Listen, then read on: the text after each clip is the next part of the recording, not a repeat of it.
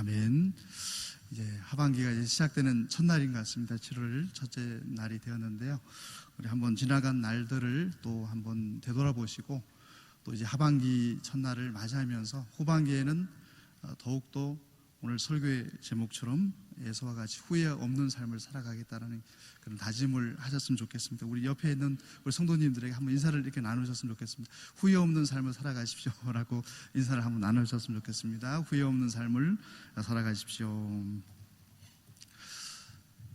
정말 저희들이 이번 후반기 때에는 6개월간의 어떤 시간들 속에서 후회했던 그런 시간들, 아쉬웠던 일들을 다 이제 잊고 새로운 출발을 한다는 그런 마음의 자세로 이제 7월 첫날부터 수요 예배를 통해서 새롭게 시작하는 하반기가 될 수 있기를 간절히 축원합니다. 오늘 말씀을 보시면 이제 30절부터 38절까지 말씀 중에서도 34절에서도 나와 있었고 38절에도 나와 있는 것처럼 에서가 방성대곡을 했다. 정말 통곡을 했다는 것입니다. 아마도 우리 성도님들 가운데서도 때때로 인생의 과정을 걸어가다 보면은 방성대곡을 할 때가 있습니다. 너무나도 가슴이 아프고 괴로워서 통곡하지 않고서는 도저히 견딜 수 없는 그런 순간들이 우리에게 찾아오게 된다는 것입니다. 그런데 오늘 본문에 나오는 에서의 눈물은 감동의 눈물이 아닙니다. 감동을 해서 방성대곡을 한 것이 아니고 너무나도 자신의 삶에 대한 결단에 대한 후회로 인해서 가지게 되는 후회의 눈물이었다는 것입니다. 어찌 보면 에서의 삶을 한번 돌아보시면은 에서는 하나님의 복을 받은 사람이었습니다. 어찌 믿음의 가정에서 이삭과 리브가라는 좋은 아버지와 어머니 밑에서 태어났고, 또 에서는 어찌 보면 붉은 몸을 가진 아주 건강한 몸을 가지고 있었고, 또한 이 당시에는 음식이 또 귀한 시대다 보니까 사냥 기술을 가지고 있었다는 것은 또 특별한 달란트를 하나님께서 에서에게 주셨다는 것을 기억할 수가 있습니다. 객관적으로 보면은 에서의 삶을 평가해 보면 하나님의 은혜를 받은 사람입니다. 하나님의 은총을 받은 사람이었습니다. 그럼에도 불구하고 에서가 후회의 삶을 살아갈 수밖에 없었던 두 가지 이유가 있습니다. 그 첫 번째 이유는 하나님께서 자신을 이 땅에 보내주신 목적을 알지 못했다는 것입니다.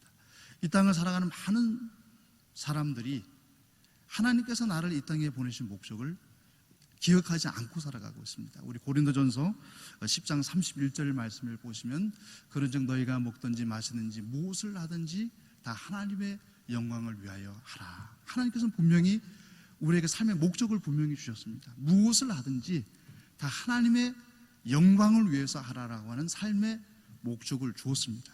그런데 에서는 이런 삶의 목적을 망각해버리고 생각하지도 않고 살아갔던 삶을 살아감을 통해서 후회하게 되었습니다. 두 번째로는 에서가 후회할 수밖에 없었던 것은 자신을 이 땅에 보내신 창조주 하나님을 사랑하지 않았다는 것입니다. 이 땅에서 가장 사랑해야 될 존재가 누구겠습니까? 우리를 이 땅에 보내신 여호와 하나님입니다. 창조주 하나님을 사랑해야 됩니다. 우리 신명기 6장 5절의 말씀에도 보면 너는 마음을 다하고 뜻을 다하고 힘을 다하여 네 하나님 여호와를 사랑하라. 정말 전심으로 우리의 모든 것을 다해서 여호와 하나님을 사랑하라는 것입니다. 그런데 에서는 믿음의 가정에서도 출생했고 모든 조건들이 하나님의 은총 속에 있었지만은 여호와 하나님을 진정으로 사랑하지 못했다는 것입니다. 이런 은혜의 삶을 살아갔던 사람, 은혜를 받았던 사람이었음에도 불구하고 에서는 하나님을 사랑하지 못하고 자신의 삶의 목적을 기억하지 못할 때 결국에는 후회의 눈물을 흘리는 사람이 되고 말았습니다. 최근에 제 마음에 참 큰 도전이 됐던 한 부부의 이야기가 여러분 바카스 한번 다들 한 번씩 드셔보셨을 것 같습니다. 우리 4월 9일자로 코로나19 상황에서 바카스 광고가 새롭게 개편이 됐습니다. 4월 9일자에 의해서 회복이라는 타이틀로 개편이 됐는데요. 그 주인공을, 광고 주인공을 대역이라든지 일반 탤런트를 쓰지 않고 일반인 부부를 모델로 삼았습니다. 김용규, 문수정 부부가 직접 출연을 했는데 이 광고 영상 몇 커트를 한번 보시면은 저분이 김용규 씨고 그 다음 장면을 보시면은요 부부가 이제 스쿠버 다이빙을 하는 두 부부입니다. 그 광고에 이런 대목이 나옵니다. 이 넓은 바다가 그런다고 회복이 될까요? 라는 질문에 김용규 씨가 이렇게 대답을 합니다. 최소한 우리가 지나온 길은 바뀌잖아요. 라는 대답을 합니다. 무슨 대목의 이야기인지 아마 지금은 당장 이해가 되지 않을 것입니다. 이 문수정 그리고 김용규 부부는 남편은 40살이고 아내는 36살입니다. 어찌 보면 한국 사회에서는 가장 역동적으로 자신의 삶을 불태워서 노후를 대비하기 위해서 많은 물질을 모으려고 하는 그런 욕구가 가장 왕성한 시기에 나이에 처해 있는 40살, 36살의 부부입니다. 근데 이 부부는 원래 직업은 이제 사진 작가이고 디자인 작가였는데 한 번은 이제 다이빙을 취미로 하다가 그 다이빙의 매력이 생겨서 다이빙 강사로 전직을 한 두 부부입니다. 그래서 두 부부가 바닷속에서 다이빙을 하는 과정 속에서 끔찍한 이제 사건들을 목격하는 겁니다. 낚시 그물에 물고기가 걸려 있고 그리고 비닐 장갑 속에 물고기가 들어가서 빠져나오지 못하는 그런 장면을 보면서 우리가 남은 여생을 의미 있는 일을 하면 좋겠다 해서 이 부부가 2016년도에 오션 카인드라고 하는 회사를 설립하고 그것도 모자라서 2017년도에는 강릉으로 이사를 오게 됩니다. 바닷가로 이사를 와서 바다 환경 정화 활동을 전념하기 위해서 이사까지 바닷가로 오게 됩니다. 그곳에서 다이빙을 통해서 바닷속에 있는 많은 쓰레기들을 수거하고 해변가에 널려져 있는 쓰레기들을 수거하는 그런 일들을 하게 됐습니다. 그러면서 뜻 있는 이제 시민들이 동참을 하게 되면서 한 달에 한 번씩은 강릉 비치 클린업이라는 이제 타이틀을 가지고 많은 시민들과 함께 해변가를 돌면서 쓰레기를 줍고 다이빙을 통해서 이제 물속에 있는 쓰레기들을 주워서 그 쓰레기를 어떻게 할까요? 분류를 하는 겁니다. 폭죽을 터뜨려서 탄피라든지 이런 식으로 분류를 해서 바닷속에 버려지는 쓰레기 종류를 다 분류를 한 겁니다. 어떤 데 활용이 되냐면 앞으로 해양을 정화하는 데 연구 자료로 여러 쓰레기가 어떤 쓰레기 종류들이 바다에 많이 이제 들어오는가를 이제 연구를 할 수 있는 토대를 주기 위해서 그걸 분류하는 작업을 하고 있다는 것입니다. 그래서 바다를 찾는 시민들에게 이 두 부부가 이제 하는 얘기가 있는데 다른 이야기를 하지 않고 아주 사소한 얘기를 합니다. 직접 바다에 오시지 않아도 된다는 겁니다. 그냥 생활 속에서 소비를 할 때 내가 쓰는 이 물건이 바다에 어떤 영향을 미칠 수 있는가를 생각을 해보고 그 물건을 사용했으면 좋겠다라는 이런 조언을 했습니다. 김용규 문수정 부부의 이야기가 어찌 보면은 에서의 삶도 마찬가지고 우리 그리스도인의 삶 속에서도 하나의 도전이 되는 것 같습니다. 우리는 모두 다가 그리스도인이라는 이름을 가지고 살아갑니다. 다 세상 사람들이 아무개 권사님, 아무개 장로님, 아무개 목사님, 아무개 집사님, 성도님이라고 심지어는 불러주고 있지만 우리의 삶의 목표와 방향은 세상 사람들 똑같을 때가 많습니다. 엄밀하게 나의 삶을 딱 엄밀하게 돌아보면은 그리스도인이라는 이름은 가지고 있지만 삶의 모습은 세상 사람들과 별반 다르지 않다는 것입니다. 오늘 등장하는 이 김용규 문수정 부부는 동시대의 많은 그 나이 때의 부부들과 비교했을 때 돈과 명예를 추구하기보다는 자연이라는 회복, 우리의 삶의 터전이 되는 자연을 회복하겠다, 바다를 정화하겠다라는 그 일념으로 자신의 모든 직장을 뒤로 하고 강릉으로 이사를 와서 선한 영향력을 미치기 위해서 노력하는 측면에서 볼 때 바로 우리 그리스도인들이 이런 사역을 해야 되는 것이 아닌가라는 생각을 한번 해보게 됩니다. 오늘 본문의 30절과 31절의 말씀을 보시면 이삭이 야곱에게 축복하기를 마침에 야곱이 그 아비 이삭 앞에서 나가자 곧 그 형 에서가 사냥하여 돌아온지라. 그가 별미를 만들어 아비에게로 가지고 가서 가로되 아버지여 일어나서 아들의 사냥한 고기를 잡수시고 마음껏 내게 축복하소서. 이 부분을 보시면 에서가 아버지에게 사냥한 고기를 통해서 별미를 드렸습니다. 그리고 맛있는 음식을 먹고 나서 자신에게 축복할 것을 요청한 대목이 오늘 30절과 31절의 말씀입니다. 이 말씀을 묵상해 보시면 아버지 이삭을 통해서 에서가 받기를 원하는 축복은 하나님의 복이 아니었다는 것을 알 수가 있습니다. 이 대목에서 이삭을 통해서 에서가 받기를 원했던 복은 하나님이 주셔도 상관이 없고, 그 당시에 널려 있었던 많은 우상을 통해서도 주어도 상관이 없다는 것입니다. 내가 이 땅에서 마음껏 먹고 편안하게 지낼 수 있는 그런 권세만 주어진다면은 하나님이 주시든지 우상이 주시든지 어떤 대상이 주시든지 상관이 없다는 마음으로 아버지께 복을 구하고 있는 것입니다.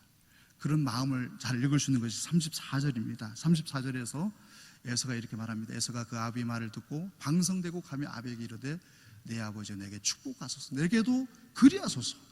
단순히 야곱이 축복을 받았다는 그 사실 하나만으로 나도 복을 받아야 된다는 겁니다. 내가 또 이 땅에서 마음껏 누리면서 살아가야 될 그 복을 달라는 것이었습니다. 때때로 우리 성도들도 이런 복들을 요청할 때가 있습니다. 세상 사람들이 누리는 복들을 나에게도 주십시오. 나도 마음껏 먹을 수 있고 마음껏 즐길 수 있고 마음껏 모든 것을 누릴 수 있는 건강을 나에게 허락해 주십시오 라는 축복을 요청할 때가 있습니다. 그러나 에서의 마음속에는 전혀 하나님으로부터 오는 복을 사모하는 마음이 없었습니다. 그 단적인 예가 25장 32절의 팥죽 사건 통해서도 잘 나타납니다. 에서가 가로되 내가 죽게 되었으니 이 장자의 명분이 내게 무엇이 유익하리요. 그 배고픔을 이기지 못하고 하나님께서 장자라고 하는 명분을 주셨음에도 불구하고 그 명분을 내동쳐버리는 에서의 모습을 보게 됩니다.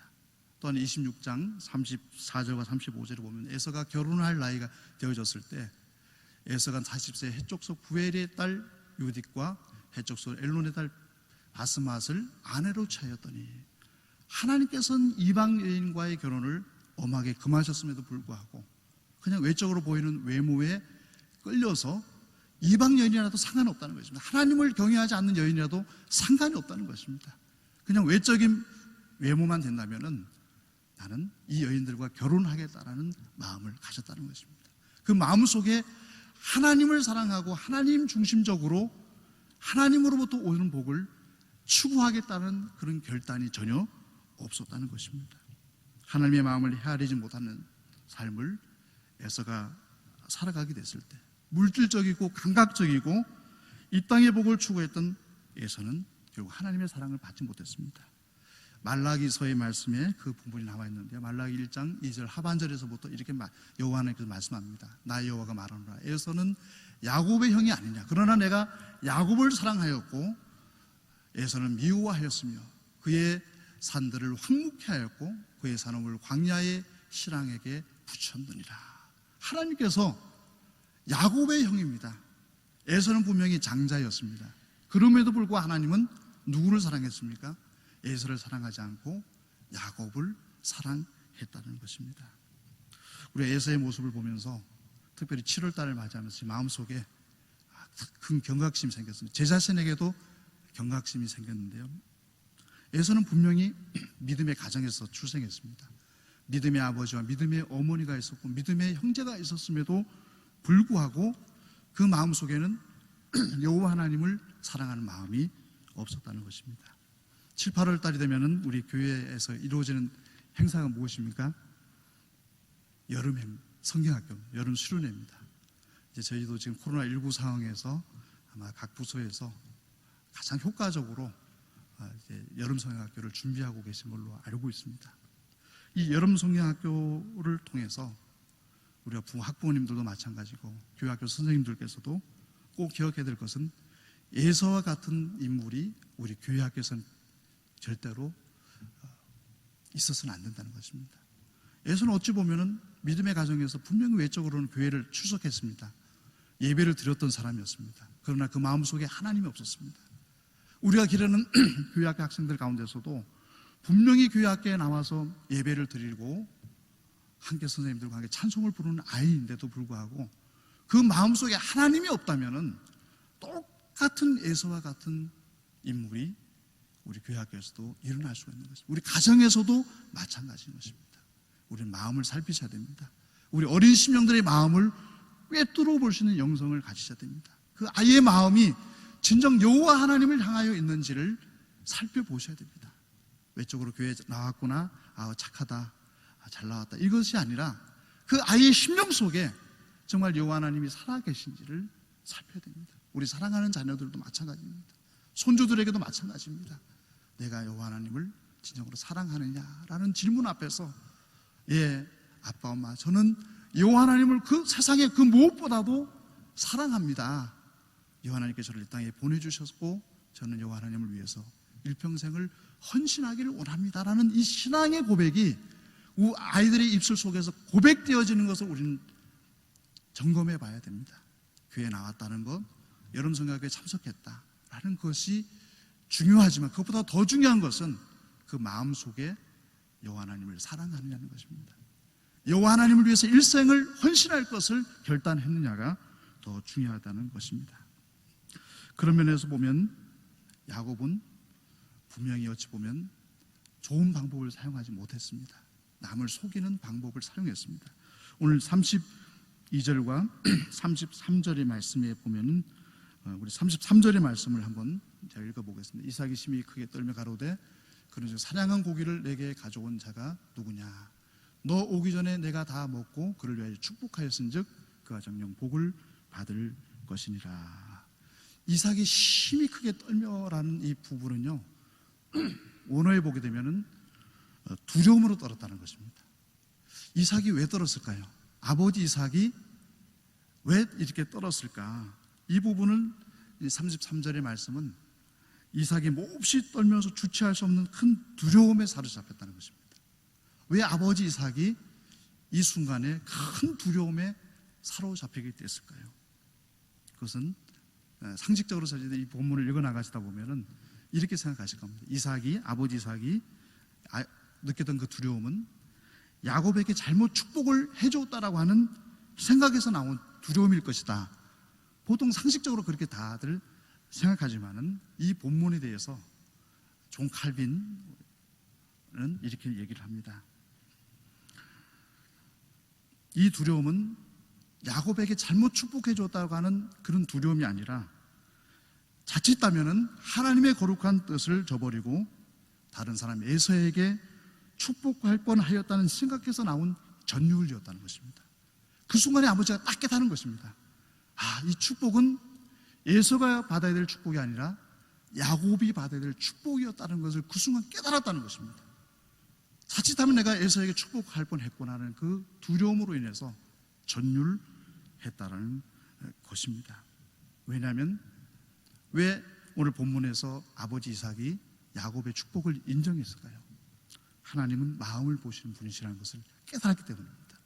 장자의 서열이 중요한 것이 아니고 그 마음속에 하나님을 사랑하는 자에게 하나님은 축복하기를 원하신다는 것을 이 순간에 이삭은 늦게나마 깨달았던 것입니다. 그래서 전율을 느꼈던 것이죠. 두려움 속에서 전율을 느끼고 오늘 보면 33절 후반절에 보면 뭐라고 합니까? 그가 정녕 복을 받을 것이니라. 야곱이 복을 받을 것이라는 겁니다.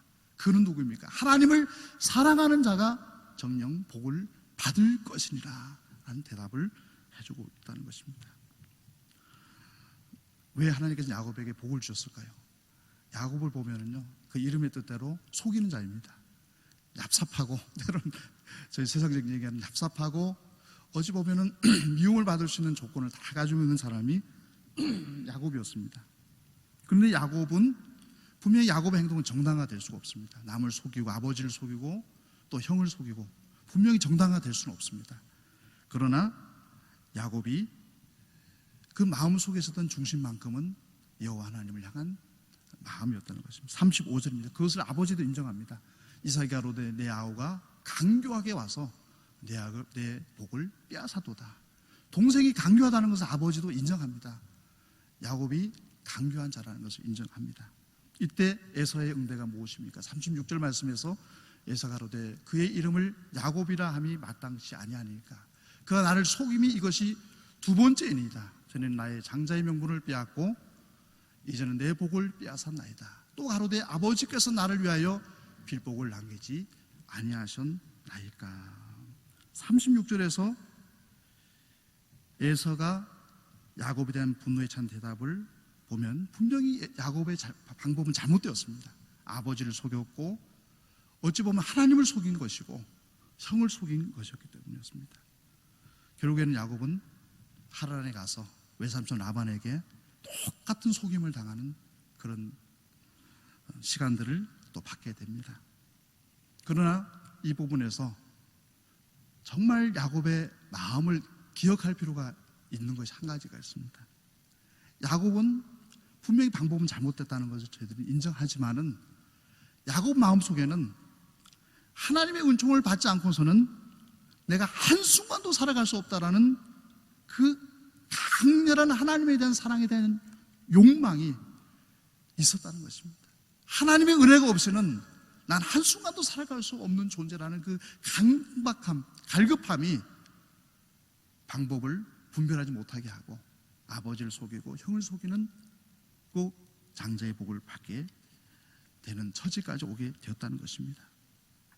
그러나 하나님은 야곱을 치료해 주시죠. 추후에 야복강가에서 하나님의 천사가 씨름하면서 속이는 자라는 야곱의 이름을 거두어 가시고 이스라엘은 새로운 이름을 허락해 주셨습니다.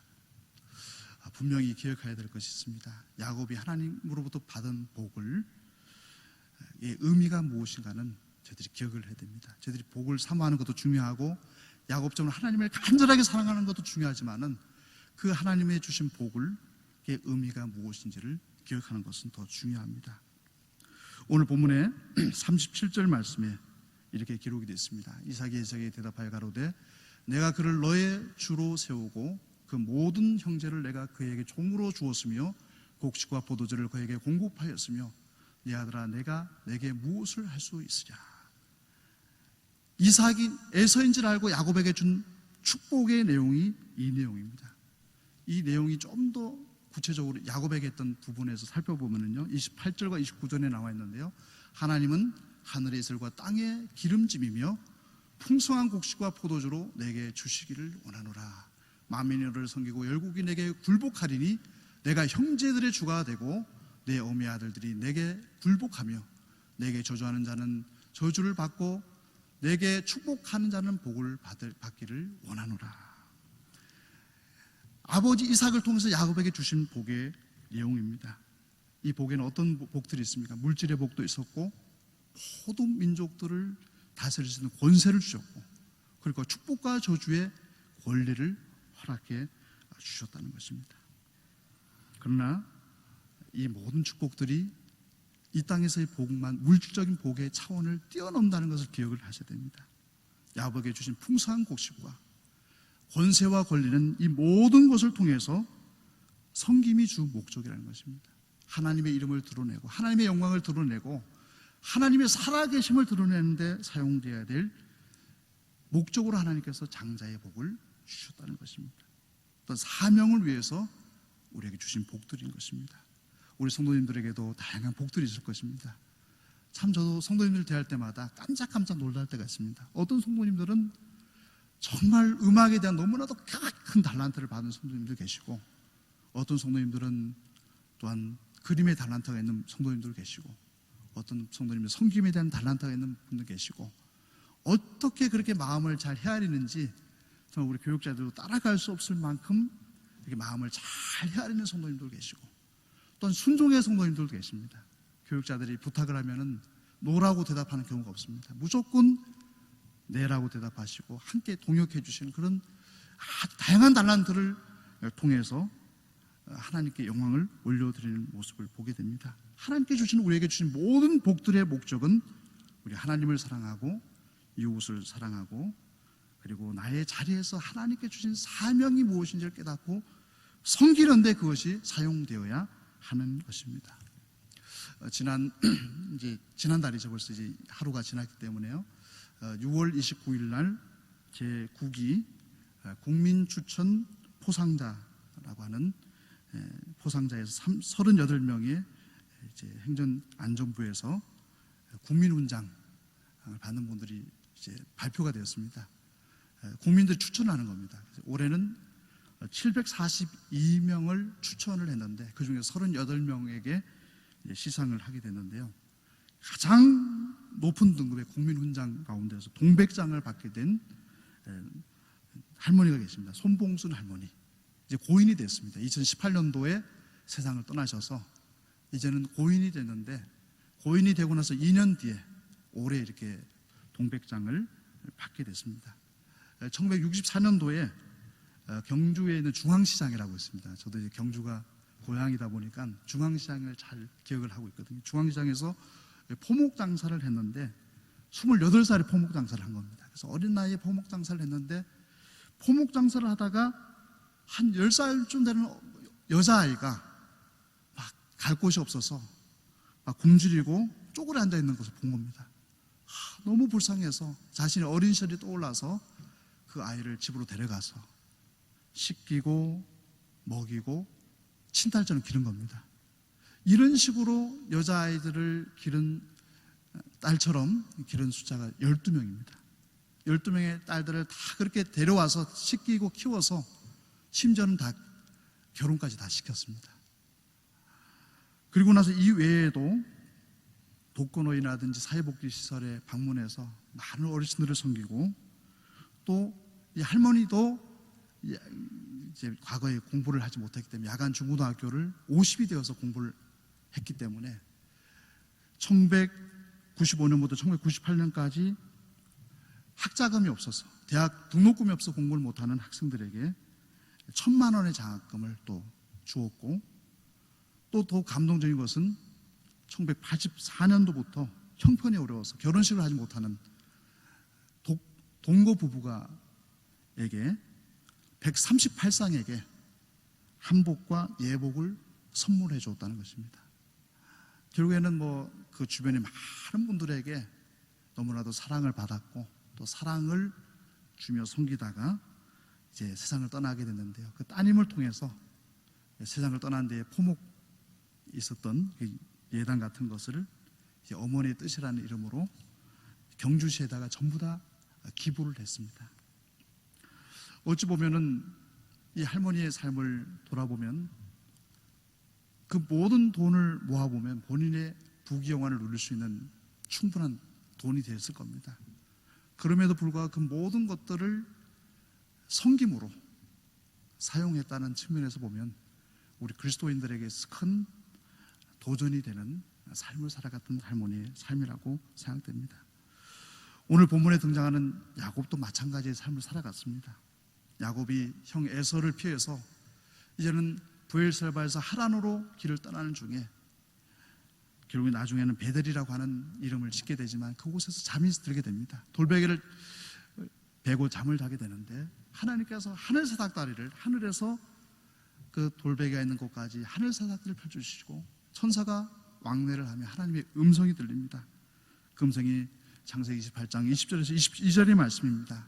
그 말씀에서 하나님의 음성을 듣게 되고 야곱이 서원하게 되는데, 야곱이 서원이 무엇입니까? 야곱이 서원하여 가로되 하나님이 나와 함께 계시사 내가 가는 이 길에서 나를 지키시고 먹을 양식과 입을 옷을 주사 나로 평안히 아비 집으로 돌아가게 하시오면 여호와께서 나의 하나님이 되실 것이요 내가 기둥으로 세운 이 돌이 하나님의 전이 될 것이고 하나님께서 내게 주신 모든 것에서 10분의 1을 내가 반드시 하나님께 드리겠나이다 하였더라. 아멘.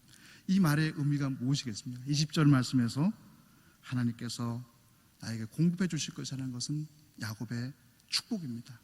아버지 이삭을 통해서 장자의 복을 주신 것을 야곱이 기억한다는 것입니다. 21절에 주님이 저희의 하나님이 될 것이라는 것은 하나님을 평생 모시고 살아가겠다는 것입니다. 이제는 내가 하나님만을 모시고 살아가겠습니다. 그리고 22절에 베델을 세운 이 돌이 하나님의 집이 될 것이라는 것은 내가 일평생 하나님을 경배하며 살아가겠습니다. 11조를 드리겠다는 말은 자신에게는 모든 것이 하나님께로부터 온 것임을 기억하며 그래서 그 돈을 사용하겠습니다라는 결단이었습니다. 이제 하반기가 시작되었습니다. 7월 1일부터 오늘부터 이제 하반기가 시작되었습니다. 우리에게도 똑같은 삶이 주어져 있는데 우리의 삶 속에 시간을 지나가게 됐을 때 언제 하나님 앞에 서는 그날 앞에서 정말 저희는 에서와 같은 방송되고 가는 후회가 없었으면 좋겠습니다. 물질의 차원에서도 마찬가지고 건강의 차원에서도 마찬가지고 섬김의 차원에서도 마찬가지고 모든 영역에서 에서와 같이 방송되고 가는 우리 성도님들 한 분도 없이 내가 주님의 영광을 위해서 살아왔습니다. 하나님께서 나에게 이 땅에 보내주신 목적대로 하나님의 영광을 위해서 살아왔습니다. 내가 세상의 그 무엇보다도 여호와 하나님을 사랑하며 이 땅을 살았습니다. 주님, 제 목숨을, 제 생명을 받아주옵소서라고 고백하면서 이 땅을 다 떠나서 하늘나라로 올라가시는 우리 시온의 가족들이 될 수 있기를 간절히 축원합니다. 우리 함께 이 시간 우리 합심해서 기도하도록 하겠습니다. 가장 처음으로 우리 후회 없는 인생의 길을 걸어갈 수 있도록 기도했으면 좋겠습니다. 이 땅에 보내주신 목적을, 하나님의 영광이라는 그 목적을 분명히 기억하게 하여 주옵소서. 창조자 하나님을 사랑하는 마음을 잃어버리지 않게 하여 주옵소서.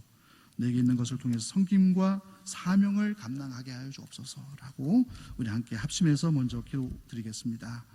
아버지 하나님, 감사합니다. 우리의 삶을 돌아볼 때 우리의 모든 것들이 하나님의 은혜입니다. 하나님께서 우리에게 생명을 허락해 주셨고 연장해 주셨고 우리에게 가정을 주셨고 자녀들을 허락해 주셨고 믿음의 교회를 허락해 주셔서 우리가 시온성교회에서 아름답게 믿음의 길을 걸어가게 해주시고 하나님을 예배하게 해주신 이 모든 것이 하나님의 은혜임을 기억합니다. 하나님께서 우리들을 이 땅에 보내주실 때 무엇을 하든지 먹든지 마시든지 무엇을 하든지 하나님의 영광을 위해서 할 것을 말씀하셨지만은 되돌아볼 때 우리의 삶의 시간들이 하나님의 영광을 위해서 살아갔던 시간들이 부족했음을 고백합니다. 아버지 하나님, 이제 7월 하반기가 시작되었습니다. 올해 남은 6개월 동안 더욱더 우리의 삶을 돌아보며 이제는 우리의 모든 시간들이 하나님의 영광을 위해서 사용하시는 우리 시온의 가족들 되시도록 인도하여 주시옵소서. 우리의 창조주 하나님을 사랑하기 원합니다. 세상의 그 무엇보다도 여호와 하나님을 사랑하기를 원합니다. 우리의 마음속에 여호와 하나님보다 더 사랑하는 것이 있다면 하나님 그것을 제하여 주옵시고 아버지 하나님 그것을 이겨나갈 수 있는 권세를 허락하여 주셔서 오직 여호와 하나님만을 사랑하시는 우리 하나님의 권속들이 될 수 있도록 주님 은총 내려 주시옵소서. 내게 주신 모든 것들 하나님의 영광을 위해서, 성경을 위해서, 사명을 위해서 사용하기 원합니다. 내게 있는 것들을 주여 지고 가는 인생이 되지 않게 해주시고 내게 있는 것을 베풀며 살아가는 인생이 되기 원합니다.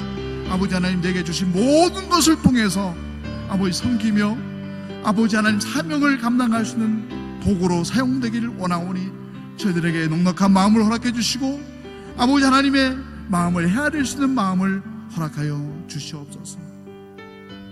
우리 두 번째로는 코로나19 가운데서 교회의 사명을 위해서 기도했으면 좋겠습니다. 먼저 우리 자신이 모이는 교회 역할을 잘 감당할 수 있도록 기도해 주시고 또 교회학교 여름 행사를 위해서 여러 방법으로 이제 진행이 되어집니다. 그 과정 속에서 그 아이들 심령 속에 주님이 나의 주님이 되신다는 고백을 할 수 있는 고백이 터져나오시는 여름 성교학교 되시도록 기도해 주시고 우리 교회 지체들 가운데 어르신들이 여러 코로나19와 기저질환으로부터 영육간의 강건함을 잘 유지할 수 있도록 우리 함께 우리 교회 학교를 위해서 그리고 코로나19 상황 속에서 우리 시온성교회를 위해서 아픈 이들을 위해서 함께 같이 기도드리겠습니다.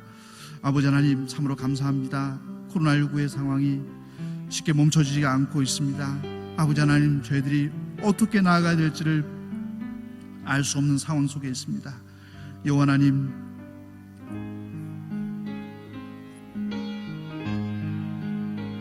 저희들에게 지혜를 주셔서 우리 시온성교회가 이 시대 속에서 감당해야 될 사명을 온전하게 간파하게 해주시고 아버지 그 길을 달려가시는 우리 시온성교회가 되시도록 인도하여 주시옵소서.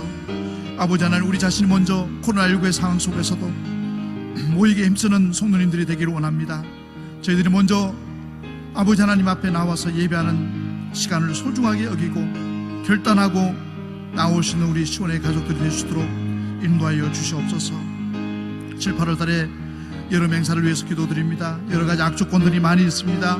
아버지 하나님, 우리 교회학교의 어린 심령들 한 명도 낙오되짐이 없도록 아버지 하나님, 이번 여름 성경학교를 통하여서 그들의 심령 속에 상황과 조건을 뛰어넘어서 여호와 하나님을 사랑하고 그 중심 속에 여호와 하나님을 모시고 살아갈 것을 결단하시는 우리 어린 심령들이 되시는 은총의 변화가 나타나는 여름 성회가 될 수 있도록 주님 인도해 주시기를 간절히 소망하고 원합니다. 우리 어르신들의 영육간의 강건함을 주셔서 코로나19로부터 건강을 지켜주시옵시고, 특별히 수술을 받고 그리고 또 회복 중에 계신 성도님들도 계시고, 또 여러 가지 수술을 또 준비하고 있는 성도님도 계십니다. 아버지 하나님, 영육간의 문제로부터 아버지 하나님 자유함을 얻을 수 있도록 우리 모든 교우들에게 새 힘을 주시고, 주의 치료의 손길로 그들을 고쳐주시고 회복시켜 주시옵소서. 우리 코로나19의 상황 속에서 우리 시온성교회가 더욱더 주님의 비전을 보게 하여 주옵시고, 담임 목사님에게 영육간의 강건함과 비전을 허락해 주셔서 우리 모든 교직원들이 합력하며 우리 성도님들이 모두가 한마음과 한뜻이 되어서 우리 시온성교회가 이 시대 속에서 바른 빛과 소금의 역할을 감당할 수 있는 우리 시온성교회가 되게 하여 주시옵소서. 우리 마지막으로 코로나19의 극복을 위해서 기도했으면 좋겠습니다. 의료진들에게 지혜와 명철을 허락해 주셔서 조속하게 백신을 개발할 수 있도록 기도해 주시고, 또한 의료진들의 사역들이 아주 체계적으로 잘 이루어져서 이 위기가 잘 극복되어 주시도록 기도해 주시고, 경제가 많이 열악한 가운데 있습니다. 경제가 코로나19 상황 속에서도 돌파구를 찾을 수 있도록 기도해 주시고, 제2의 대유행이 일어나지 않도록 기도해 주시기 바랍니다. 코로나19의 상황을 위해서, 또 교회의 사명을 위해서 우리 기도하겠습니다. 아버지 하나님, 참으로 감사합니다. 코로나19가 지금 장기화되어져 가고 있습니다. 아버지 하나님, 예측할 수 없는 상황 속으로 빠져들고 있습니다. 아버지 하나님, 이 시대 속에서 아버지 하나님, 우리들에게 주님의 지혜가 필요합니다. 의료진들에게 더욱더 이 위기를 극복해 나가시는 지혜를 허락하여 주시옵시고, 또한 백신도 아버지 하나님 여러 어려움이 있지만은 개발되어 주시는 은총을 허락하여 주셔서 코로나19로 인하여서 아버지 경제가 마비되지 않게 하여 주옵시고, 우리의 삶이 훼손되지 않도록 아버지 하나님 우리의 모든 상황들을 주관하여 주시기를 간절히 소망합니다. 우리의 힘으로는 할 수 있는 것들이 없사오니 여호와 하나님께서 명철함을 주시고 지혜를 주셔서 이 코로나19의 위기를 극복해 나갈 수 있는 능력을 허락하여 주시기를 간절히 소망하고 합니다. 특별히 우리 성도님들의 가정과 가게가 어려움 속에 있습니다. 경제적인 어려움 속에 있습니다. 아버지 하나님, 먹을 양식을 공급하여 주시옵시고, 경제의 활성을 허락하여 주셔서 아버지 코로나19 상황 속에서도 저희들이 주님의 일을 감당하기에 부족함이 없도록 아버지 물질의 복도 허락해 주시옵시고, 아버지 하나님 우리 일터에 아버지 은총도 베풀어 주셔서 그 모든 위기들을 잘 극복해 나갈 수 있도록 아버지 성도님들의 가정과 일터를 안보해 주시고 인도해 주시기를 간절히 소망하고 원합니다. 제2의 대유행이 일어나지 않기를 원합니다. 아버지 하나님, 우리 모든 우리 대한민국 국민들이 한 분 한 분들이 방역수칙을 잘 준수하게 해주셔서 더 이상 확산이 되지 않도록 아버지 하나님 막아주시고 절제할 수 있는 또한 용기도 허락하여 주시기를 소망합니다. 조속하게 코로나19가 끝나게 하여 주셔서 우리 모든 삶의 일상들이 예전과 같이 돌아갈 수 있는 은혜를 허락하여 주시기를 간절히 소망합니다. 아버지, 은총 내려 주옵소서.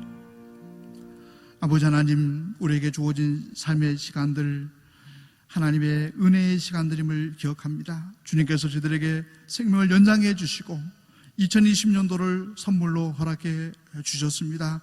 그러나 우리의 삶을 돌아볼 때, 지난 6개월을 돌아볼 때 여전히 우리를 이 땅에 부르신 하나님의 목적대로 살아가지 못했던 부분들이 있었음을 고백합니다.